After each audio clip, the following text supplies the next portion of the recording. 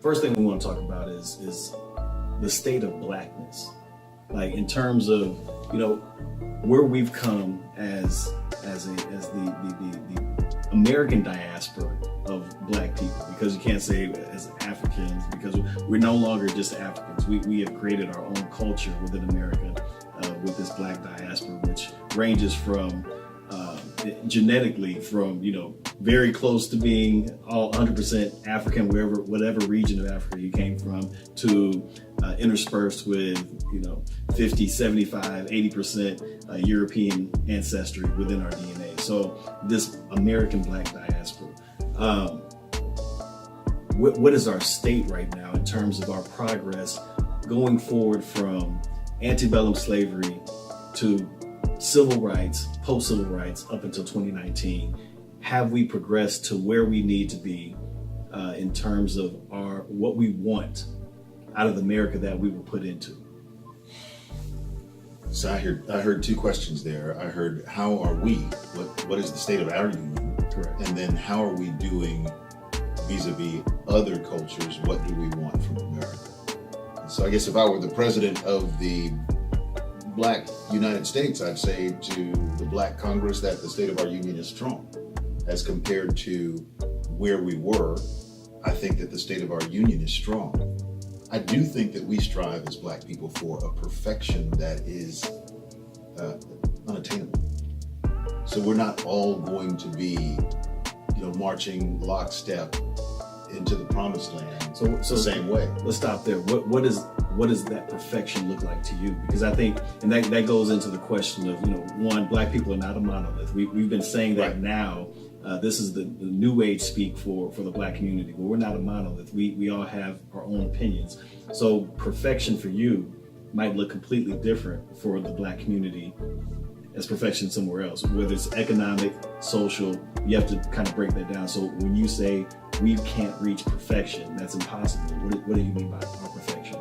So for me, right, perfection would be all of us supporting each and every one of us in whatever our endeavors are. Us creating complete families, whatever that family looks like, whether that looks like mom and dad married in a traditional relationship, whether that looks like two men in a relationship, two women, whatever the deal is, all of us moving towards greater educational opportunities, less homelessness, less poverty. I don't think that we will ever achieve that, because I don't think that is achievable in this society. I'm not even sure it's how I'm less interested in race-based affinity.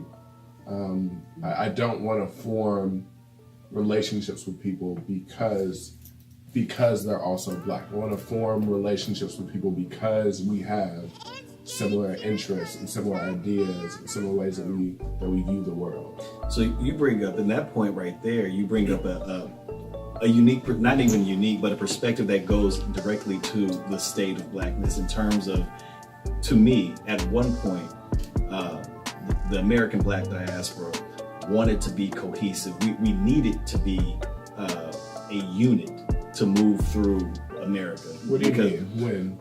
When slavery, we had, if we weren't together, divide and conquer. If we weren't together supporting each other, then we would fail. Even, and more so after unity. I think there's an idea of unity that's often kind of pushed and applied to either the civil rights era or looking at other movements in our history. That's just ahistorical. Most Black folks who are living in America during the civil rights era were not involved in the civil rights movement. Well, we're not talking about so that we know, and I know that we're kind of going in a way different from your question. No, every Black person who lived during the civil rights era was involved. Now, they may not have been actively involved in the struggle, but if you were a Black person in America, civil rights was an issue with which you had to contend. Right. When I listen to what you said, Brennen, about post-slavery, right, and then we get into the Black codes and we get into separate but equal, I think we perceived ourselves as a more cohesive unit because there was that commonality of experience, right? It's kind of like when I walk down the street and I see another brother coming down the street the opposite way, and I nod my head. I do that out of a sense of commonality of experience. I don't know you, but I know there are some things you've gone through that I go through because we share the same skin color, right? Mm-hmm. And so in that sense, I think we were 50s, 40s, 30s, much more together because we understood. I knew that if you were on the job with me, you were going to be called boy. You were going to be called the N-word. I knew as a child growing up that there was a certain limit to how far I could go because of the color of my skin. I think now there are fewer limits. Well, go ahead. You know, I think what you brought up when it comes to unity, I think unity depends on your situation. Back then, we all had the same enemy. We all had the same. It's like I don't know y'all, and we don't have to like each other. Right. But if a big spider falls through the ceiling, we're gonna help each other beat the spider. We had the same enemy now.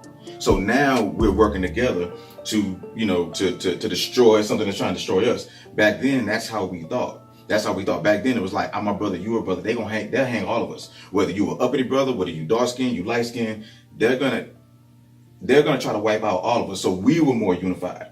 As time went on, and we started, developing, other allies, and we now black people are millionaires. You don't feel that same unity no more because now you've seen certain people move out and make it and become billionaires and millionaires, and so that same unity where it's like we all had the same enemy. Now we don't. And I think you're spot on with that in terms of, for me, it seems like the cohesiveness that it took to gain our freedom to move about freely was also to our detriment in keeping us as a cohesive unit. Because now there's no longer the necessity to be a monolith of thought. Our thought at one point was, well, we need to be free. We don't need to be slaves.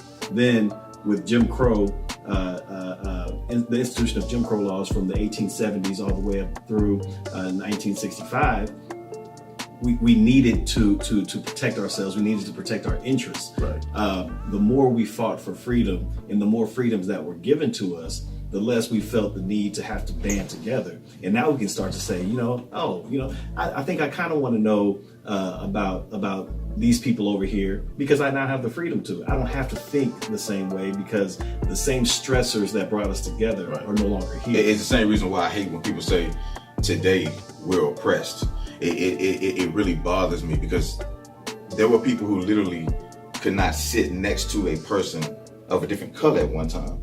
So to sit back on our $1,000 phones and talk about how we're oppressed the same way, it's almost an insult. It's like these people have water hoses poured on him just because they wanted to vote, right? Because they want to do their part in the American process. Like, so to say that but now we won't even go vote because we ain't got time. Or it's cold outside. Or it's cold outside, So, But we vote disproportionately, right? Like we outvote our demographic. So this idea that we're, just because the oppression looks different and feels different and may not be as severe in many ways, or may not be as physically severe in many ways as it was in the past, doesn't mean that it is valuable to delegitimize the oppression and the issues that people face. When I would never delegitimize white supremacy. That's real. That's real. I think that the oppression part is the part that's. I think that's more of a mental ceiling that we put on us. For instance. So how is white supremacy legitimate and like the actual effects of white supremacy aren't? Because I think a lot of the oppression, I think we bring on ourselves. I get a prime example.